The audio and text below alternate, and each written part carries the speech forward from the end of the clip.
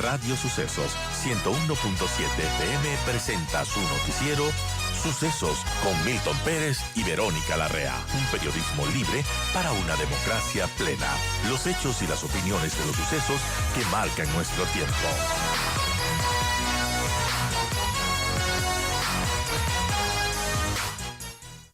Hola, Vero, amigos, gracias por seguir con nosotros. Vamos a analizar en este momento un tema que es alarmante realmente y que algo como sociedad tenemos que hacer todos. Esto es competencia de todos. Es la violencia sexual contra menores. Hay un informe que ha preparado la Defensoría del Pueblo sobre las cifras de juzgamiento, de realidad de la violencia sexual contra las mujeres. El 4% de casos sobre violencia sexual contra menores tuvo una sentencia desde 2018. Está con nosotros Lorena Chávez, ella es directora de Mecanismo de Promoción y Protección de Niños de la Defensoría del Pueblo. Lorena, buenos días, gracias por acompañarnos. Solo con leer este titular, 4% de casos de violencia sexual contra menores tuvo una sentencia desde 2018. Esto nos hace pensar que aquí no hay justicia, no hay seguimiento y poco importa el tema. Buenos días con todas, con todos. Buenos días, Milton. Buenos días a todos.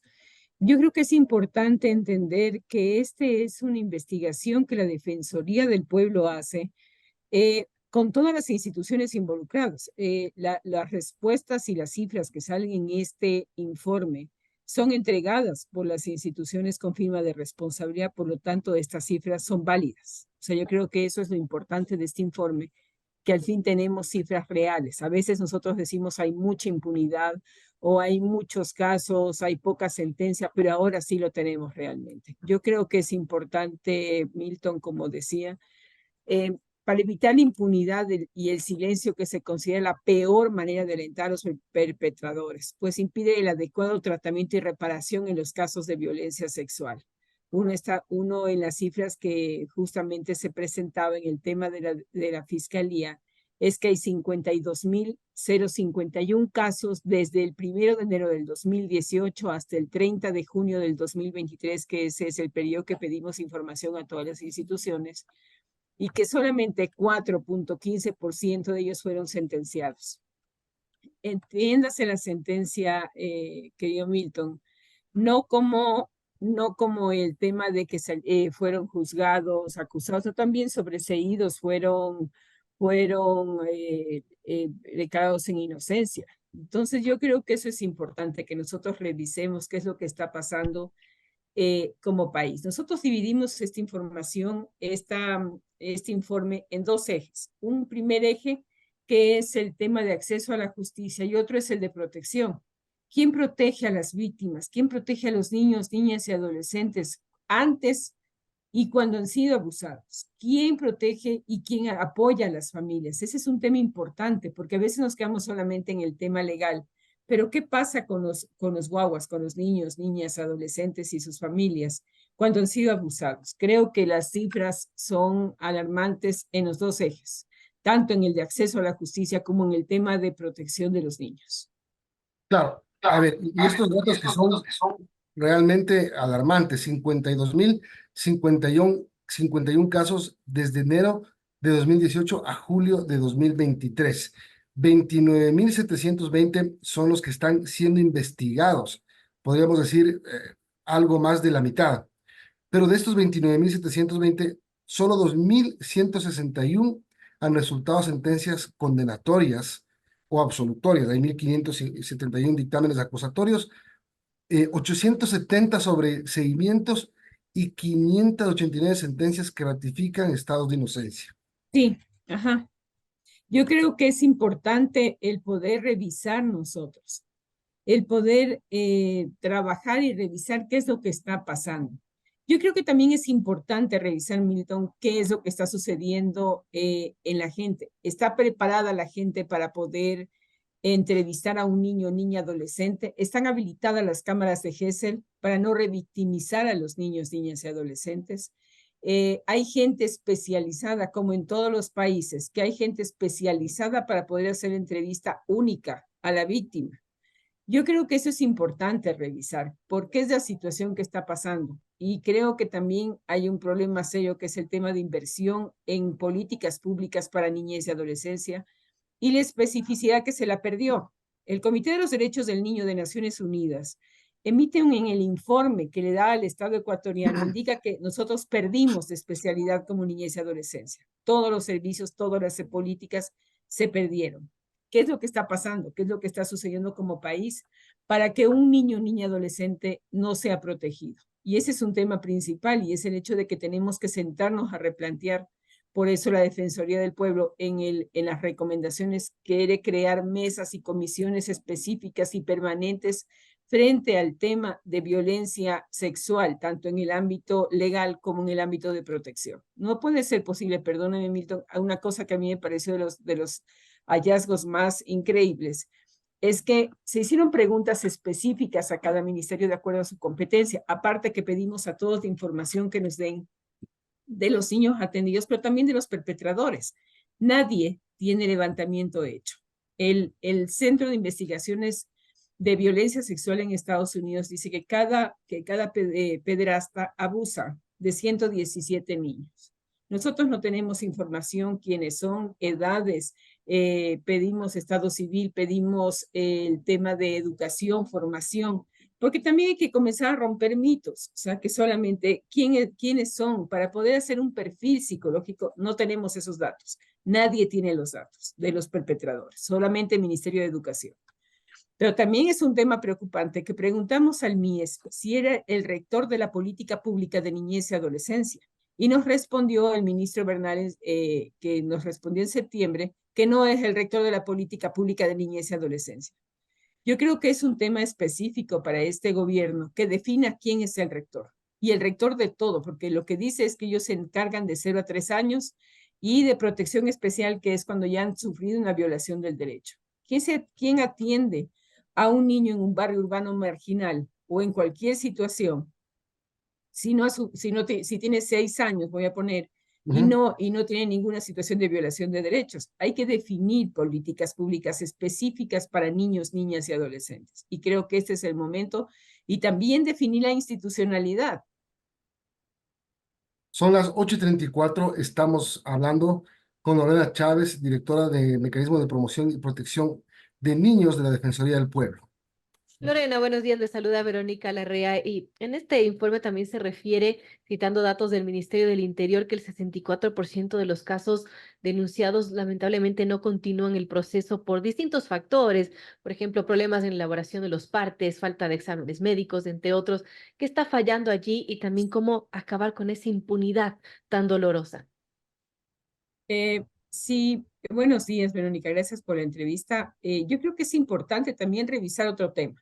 Tanto el Ministerio del Interior como el Ministerio de la Mujer dicen que no es responsabilidad de ellos poner las denuncias.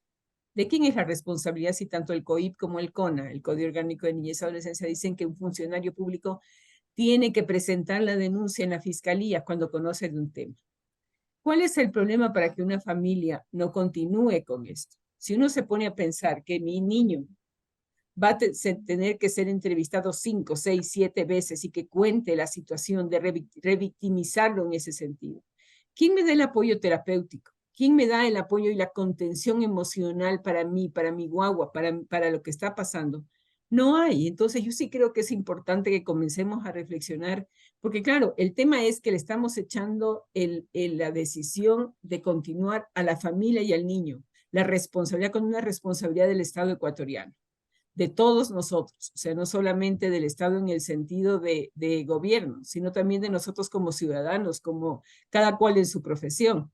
Pero yo sí creo que es importante comenzar a replantearnos qué es lo que necesita un niño o niña adolescente en sus barrios, en sus familias. Sabemos por el informe que el 80% de los casos es en entornos cercanos. A veces tendemos por una noticia, sacamos todos el tema de un colegio. El 80% está en la familia. ¿Dónde está ese entorno seguro para este niño? ¿Qué podemos hacer como padres de familia, como amigos, como ciudadanos, para que los niños, niñas y adolescentes no sufran violencia sexual? Yo creo que ese es un tema que tenemos que plantear. Ahora, otro tema es el juzgamiento de los casos y el seguimiento. que haga la justicia y por diferentes razones, como dijo cuando hicieron el anuncio junto al defensor del pueblo, César Córdoba, el Ministerio del Interior dice que el 64% de casos denunciados no termina la investigación, no continúa, se abandonan por varias razones.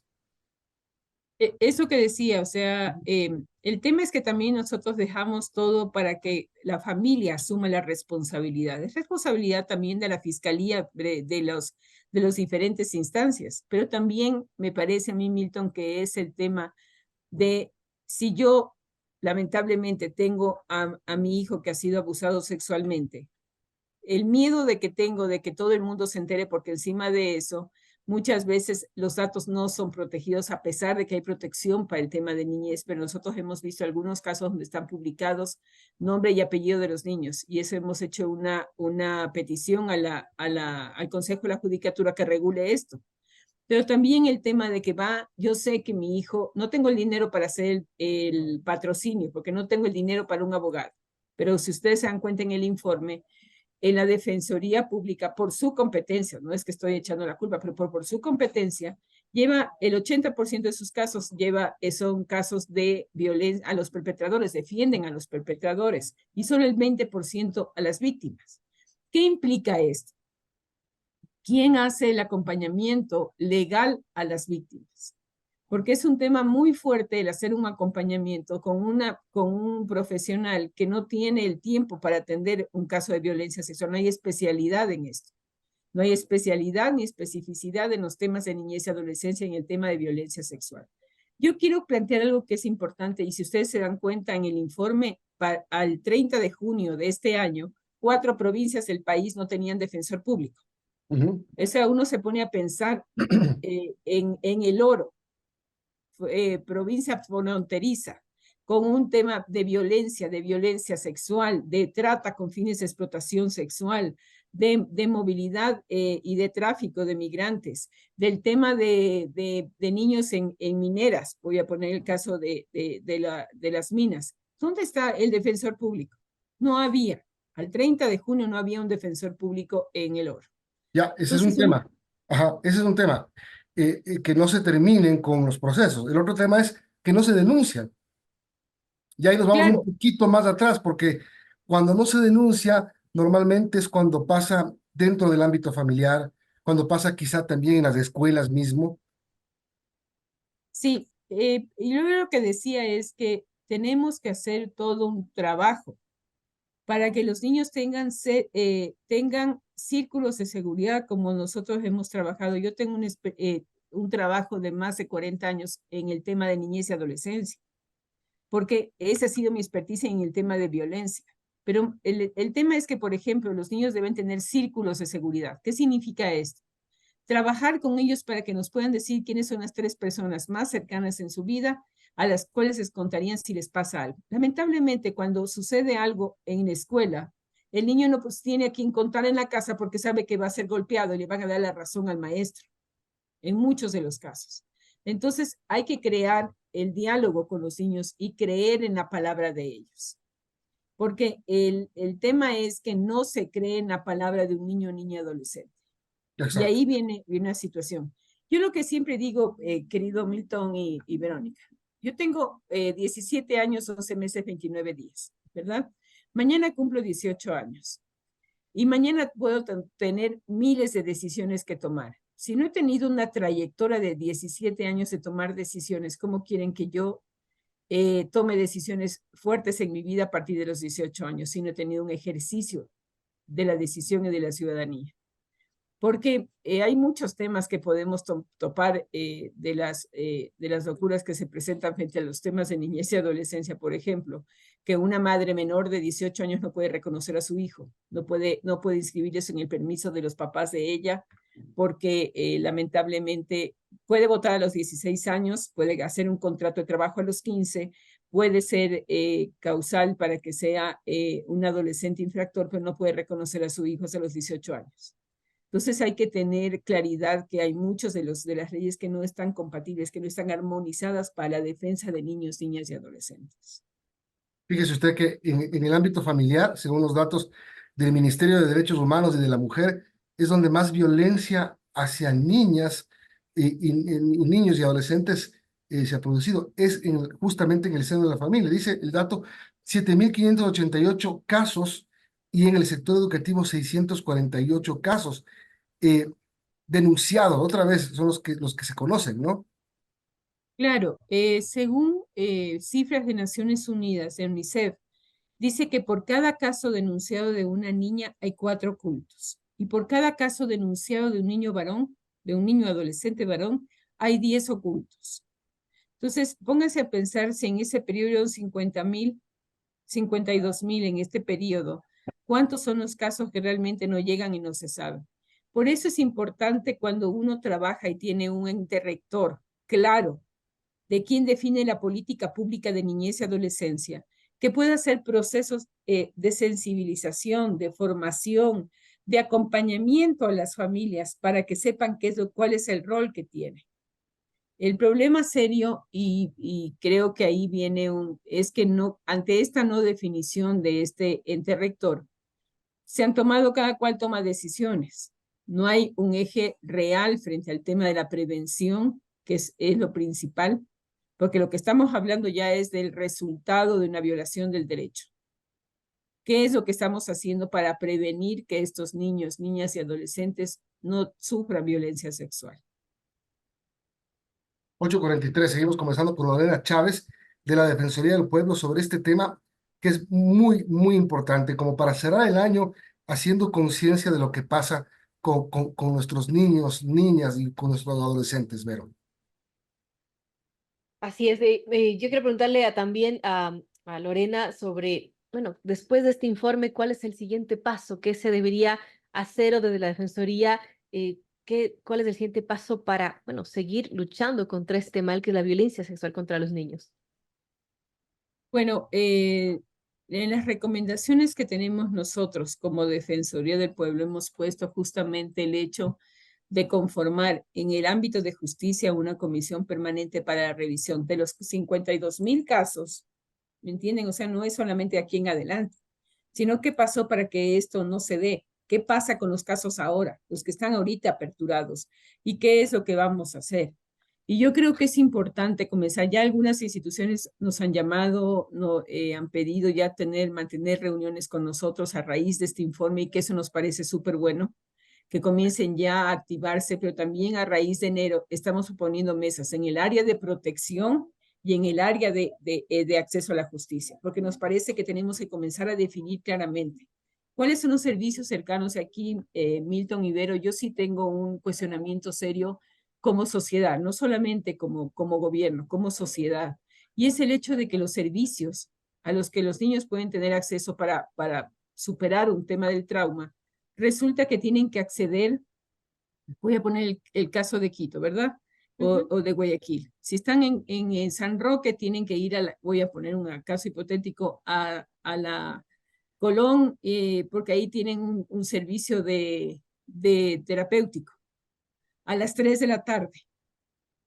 ¿Cómo va una madre que es empleada doméstica a llevar a su niño todas las semanas a las 3 de la tarde? Porque la tercera semana le dicen que ya deje de trabajar, entonces deja de cumplir con el horario y los informes dicen que una madre negligente. Yo creo que los servicios, tanto de las organizaciones sociales como del Estado, tienen que responder a las necesidades de la ciudadanía. Por ejemplo, de martes a sábado, de 12 a 8 de la noche, no en mi horario burocrático que me conviene a mí, sino que es lo que responde a la realidad de una ciudadanía.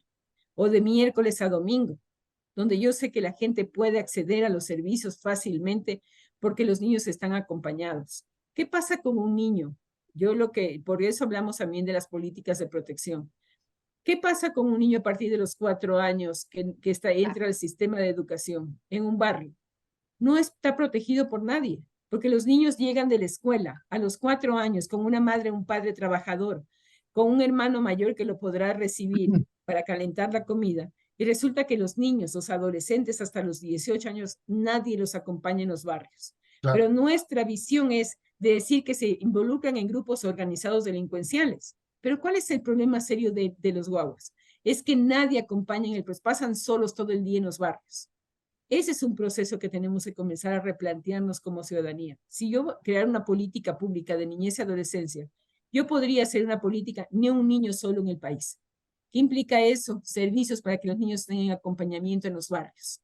Ahora Pero mismo, ese es un tema ajá, que tenemos que comenzar a trabajar. ahora mismo yo conversaba con la ministra de Inclusión Económica, Zaida Rovira, que también trabajó en la Defensoría del Pueblo Claro, y que sí. tiene experiencia en estos temas.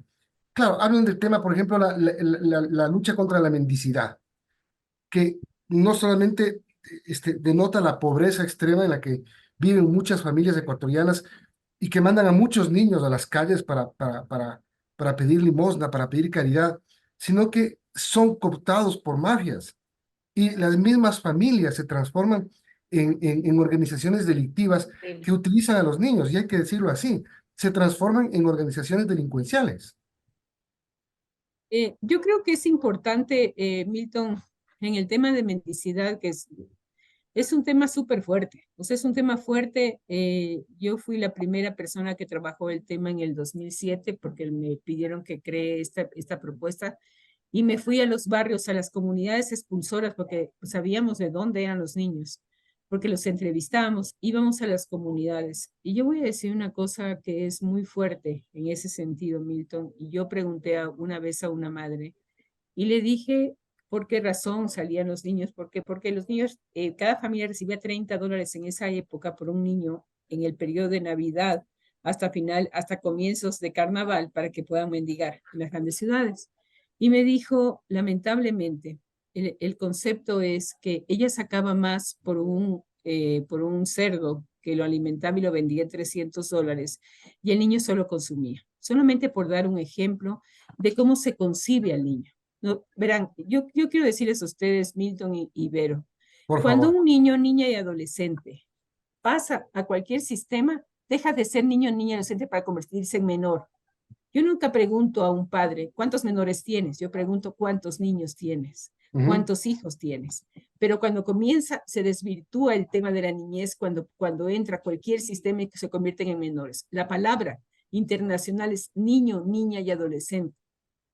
No son menores, porque eso es parte de la doctrina de la situación irregular y no de la protección integral, que es lo que debemos y hemos ratificado como país. Yo creo que es importante eso y lo que dice Zaida es verdad. O sea, el tema es que es la concepción, cómo concebimos a los niños como objetos de protección y no como sujetos de derechos. Y ahí viene el problema serio. Claro, ahora hablemos de los operadores de justicia. ¿Cuánta importancia realmente tiene este tema para la justicia? Y hablo ahora, Lorena, de una justicia tan cuestionada, cuando los administradores de la disciplina, de los jueces, están presos. O sea, ahora mismo yo me ponía a imaginar, seguramente en la cárcel 4, el señor Terán con el señor Muñoz ya pueden hacer sus reuniones del pleno como quieran, así como hacían vía telemática y tomaban decisiones para votar jueces, ¿se acuerdan? eh, Está tan venido a menos la justicia. Cuando vemos jueces de adolescencia, de niñez, de la familia, emitiendo acciones de protección en favor de delincuentes, eh, ¿cuán importante es para la justicia el tema de nuestros niños? Pero ahí viene, Milton, lo que yo decía anteriormente, y justamente lo que he repetido muchas veces, y es el hecho de la no especialidad ni especificidad. Se perdió la especialidad. Yo, o sea, si yo soy un juez de familia, si yo soy un juez yo soy un juez de niñez y adolescencia. Mi experticia es la niñez y adolescencia, no el tema penal, no el tema de tránsito, no el tema multicompetente. Yo soy experto en el tema de niñez y así es como me tengo que formar y así es como debería haberse hecho. Y por eso estos cuestionamientos que tiene el Comité de los Derechos del Niño, de que se ha perdido la especificidad y la especialidad en los temas de niñez, en la justicia y en todos los espacios, como Estado ecuatoriano. Y yo creo que ese es un tema para replantearnos. Yo sé que el tema principal para todo es que no hay dinero, es que no hay presupuesto. Y el problema es cuánto vamos a esperar para que los niños sean protegidos. Hasta que haya presupuesto, nunca. Solamente para dar un ejemplo, querido Milton, en una investigación que hace UNICEF y lo presentó, la media de inversión de los estados en América Latina es 5.6. Costa Rica y Bolivia invierten 8.7 de su PIB en niñez y adolescencia. El Ecuador es el más bajo. Nosotros invertimos 3.4 de nuestro PIB. Entonces, lo que estamos hablando es que la inversión en niñez y adolescencia cada vez es más baja. Por el tema es, pero siempre estamos cuestionando situaciones de violencia. Si uno se pone a pensar cuáles son los programas para atención a adolescentes, es cuando tienen problemas. Embarazo adolescente, consumo de drogas o situaciones de violencia. Ahí es cuando aparece el Estado frente a los adolescentes. ¿Cuál es el trabajo permanente o el programa permanente, la política permanente que tengo para acompañar a ese adolescente, a este maravilloso ser humano que está en crecimiento, que está desarrollándose? No hay, es solamente cuando yo lo veo desde el error, no lo veo desde la potencialidad, y así es como nos vemos siempre a los niños. Y yo creo que es eso lo que pasa, querido Milton, y es el hecho de que nosotros no estamos trabajando frente con presupuesto real y con una especialidad. Si yo tengo alguien que es especializado en el tema de niñez, no tiene por qué topar otro tema. Pero ahí está cómo está definido el tema de la administración de justicia. Son las 8:52, seguimos conversando con Lorena Chávez de la Defensoría del Pueblo. Lorena, ¿qué pasa, por ejemplo, con los casos que se quedan sin denunciar? ¿Cómo fomentar que se den estas denuncias que a veces pues, pueden quedar ahí? Yo creo que es importante, querida Vero, es crear espacios realmente de contención cercana a las familias y procesos de sensibilización, formación, y no la típica, por favor, denuncie, su niño, o sea, no, es el trabajo en los barrios, trabajando específicamente en los barrios urbanos marginales. Eso es lo que necesitamos, trabajar y exponer en los barrios el tema de lo que está pasando con los niños, niñas y adolescentes. Yo creo que es importante revisar, por eso la Defensoría del Pueblo ha planteado el que exista una institución clara de quien defina la política pública de niñez y adolescencia. Creemos espacios, porque claro, yo me lanzo una campaña, Milton se lanza otro, que está en otra instancia, se lanza otra campaña, Verónica se lanza otra campaña, y ninguna coherente una con la otra. ¿Quién es el rector que define cuáles son las líneas específicas que necesitamos como país para prevenir esto? Yo, si uno se pone a pensar, yo siempre se le echa la culpa a la familia de que no denuncia. Lamentablemente es un tema multicausal. Claro. La violencia. Resulta que yo soy una mujer que dependo, casi todo el ingreso de mi familia depende de mi pareja. Mi pareja abusa de mi hijo. Si me separo, me quedo sin el ingreso de todo y encima rechazada por la familia de él por haberlo denunciado. Y muchas veces crean esa dependencia entre el abusador y la víctima. Pero yo sí creo que es importante, mientras más estemos trabajando y entendamos que los niños son sujetos de derechos, que necesitan ser protegidos. Porque un niño, cuando dicen, ¿qué pasa con los deberes y las obligaciones de los niños? Los deberes y obligaciones también de los niños están per se en los derechos. Porque si yo digo no violentes, no puede ser violentado nunca, también tengo que decirle que él no puede violentar a nadie, ¿verdad? Pero hay un tema específico aquí, y es que las obligaciones son progresivas, porque yo no le puedo decir a mi niño de 3 meses de que se alimente solo, porque depende completamente de mí. El proceso es paulatino. O no le puedo decir a mi niño de 2 años que tienda la cama, que barre el cuarto, porque es un tema progresivo. Pero nosotros como padres de familia, como ciudadanos, siempre reconocemos cuando vemos las cosas en los niños y adolescentes desde lo negativo.